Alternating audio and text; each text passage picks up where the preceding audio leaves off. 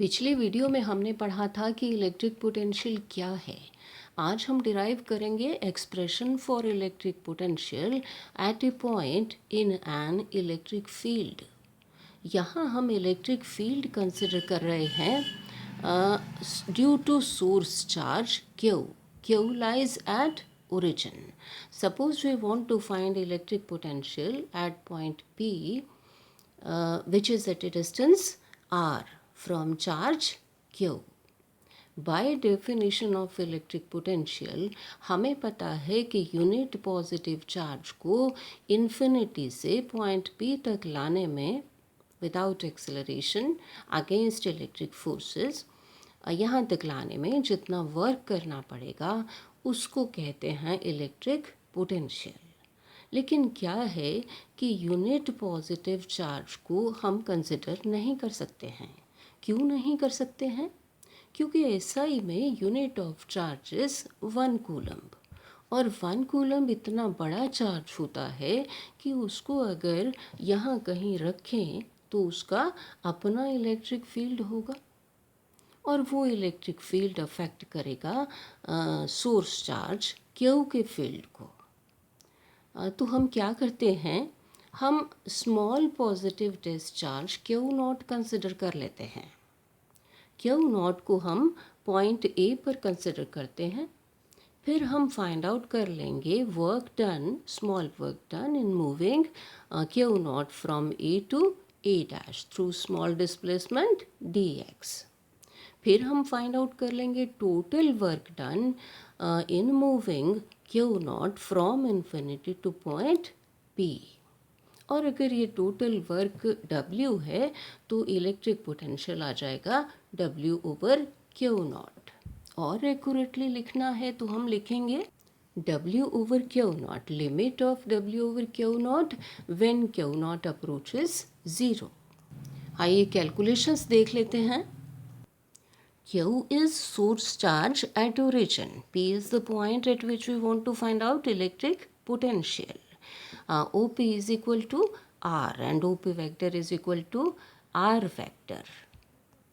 Choose 2 points A and A dash very close to one another so that from A to A dash electric intensity remains almost constant.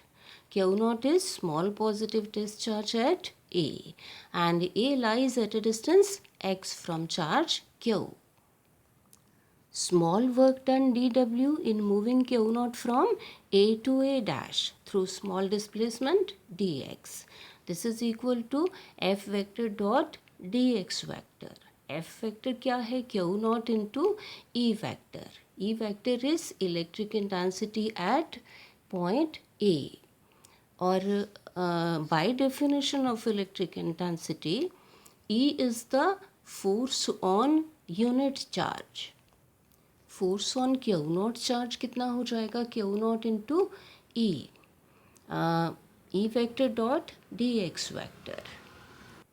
अब Q nought के ऊपर जो force है वो इस direction में लग रहा है, Q not into E vector. Displacement इस डायरेक्शन में है।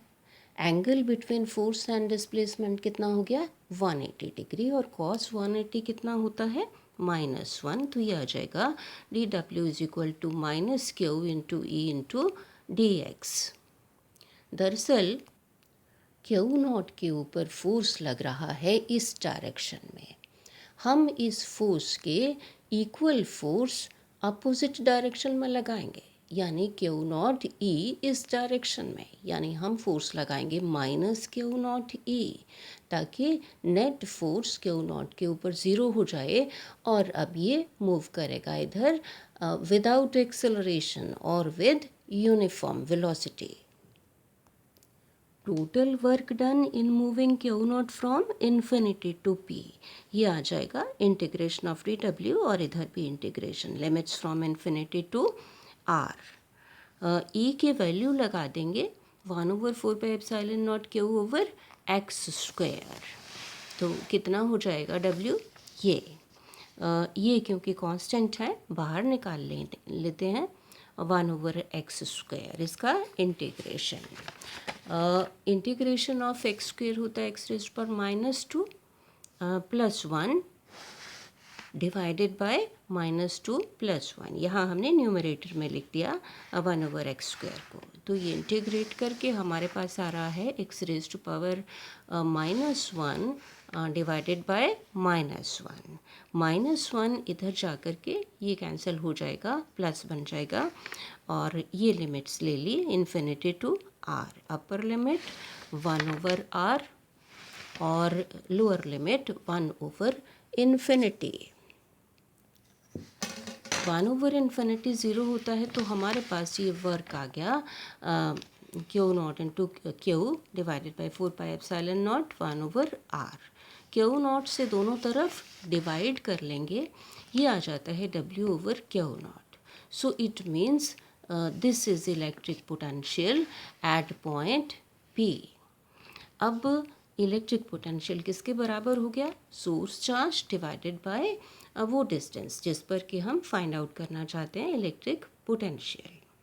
तो क्योंकि ये वर्क है, it is a scalar quantity, unit क्या हो जाएंगे? वर्क ओवर चार्ज, जाउल पर कूलम। अब ये तो हुआ electric potential at a point when the source charge lies at origin. आइए देखें कि if source charge lies anywhere से at point S, source charge lie कर रहा है पॉइंट S पर, we want to find out electric potential at P। तो क्या लिखेंगे electric potential at P? V is equal to 1/4πε0 Q/SP। ये distance अभी फाइंड आउट किया। अब SP की वैल्यू हम लिख लेंगे in terms of this position vector and this position vector. R is the position vector of point P.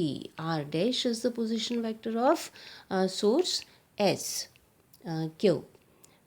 तो ये हमारे पास आ जाएगा ट्राइंगल लॉ ऑफ वेक्टर्स, यहाँ लगा लेंगे, ये साइड OS वेक्टर प्लस ये साइड ट्राइंगल की taken in same order SP vector must be equal to third side of the triangle taken in opposite order.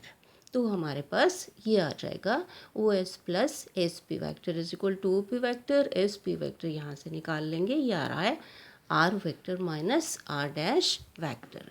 तो इलेक्ट्रिक पोटेंशियल कितना हो जाएगा? V is equal to 1/4πε0 Q/R vector minus R dash vector, इसका modulus. V is a scalar quantity. तो बच्चों आपको समझ में आ गया होगा कि एक्सप्रेशन कैसे डिराइव करना है। Thank you.